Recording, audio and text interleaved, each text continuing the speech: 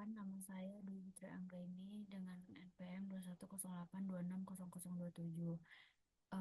Adapun pada hari ini saya akan menjelaskan tentang malaria.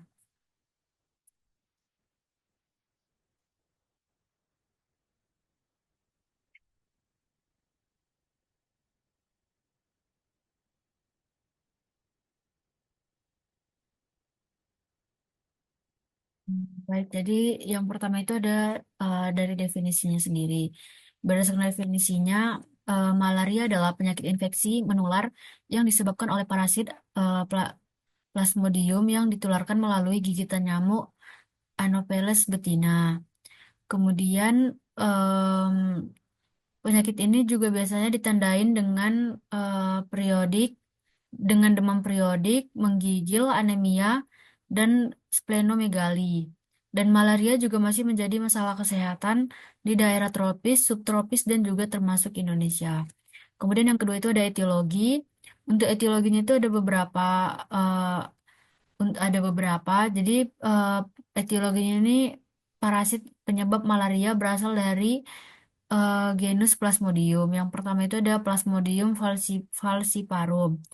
Jadi Plasmodium falciparum ini adalah jenis yang paling berbahaya. Dia bisa menyebabkan malaria tropika, komplikasi berat dan angka kematian yang tinggi.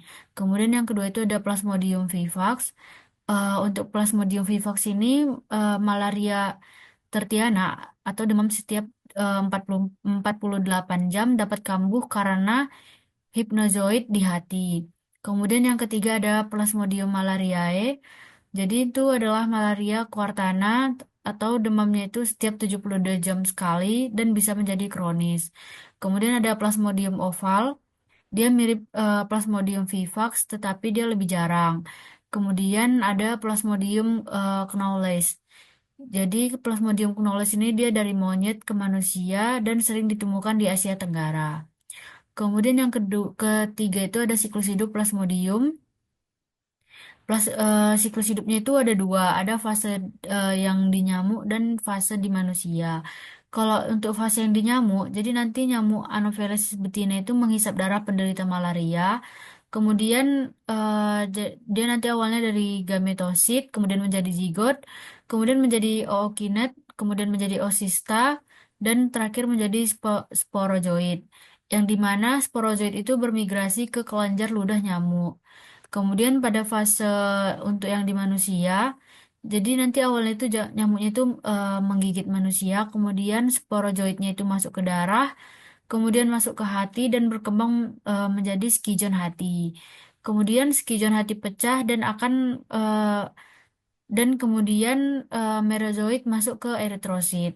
Kemudian eritrositnya pecah eh, dan menghasilkan merozoit baru. Kemudian siklusnya itu berulang dan akhirnya timbul gejala demam periodik. Dan sebagian merozoit tadi akan diambil nyamuk untuk melanjutkan siklus hidupnya kembali. Kemudian selanjutnya ada gejala klinis. Gejala klinisnya itu dia ada dibagi menjadi beberapa. Yang pertama itu ada gejala prodromal.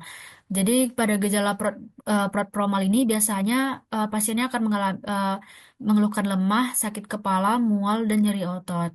Kemudian untuk trias malaria biasanya pasien akan mengalami menggigil hebat, kemudian demam tinggi, fase panasnya itu bisa mencapai 40 derajat Celcius, dan dia berkeringat banyak. Kemudian ada periodisitas demam. Pada periodisitas demam ini dia ada terbagi beberapa juga. Yang pertama tertiana.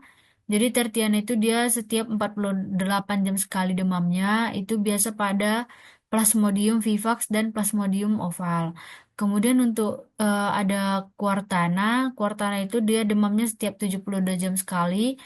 Itu biasanya disebabkan karena Plasmodium malariae. Dan yang terakhir itu tidak teratur, eh, itu disebabkan Plasmodium falciparum. Kemudian untuk tata laksananya sendiri, pasien malaria tanpa komplikasi, dia biasanya dikasih artemisinin base combination terapi. Misalnya dia dikasih RT sunat Kemudian dikasih juga amodiaquin. Kemudian untuk Plasmodium vivax atau oval, dia ditambah dengan primaquine. Kemudian terakhir untuk pencegahannya sendiri, untuk pencegahannya sendiri, yang pertama dia dilakukan pengendalian vektor. Jadi caranya itu kelambu berinsektisida, memasang kelambu berensektisida, kemudian memasang obat nyamuk dan penyemprotan. Kemudian mengeringkan genangan air tempat berkembangnya nyamuk. Kemudian mengedukasi masyarakat dengan cara mengenali gejala dini dan segera berobat. Berikut referensi yang saya gunakan dalam mengerjakan mind map. Sekian presentasi dari saya, kurang dan lebihnya saya mohon maaf. Wassalamualaikum warahmatullahi wabarakatuh.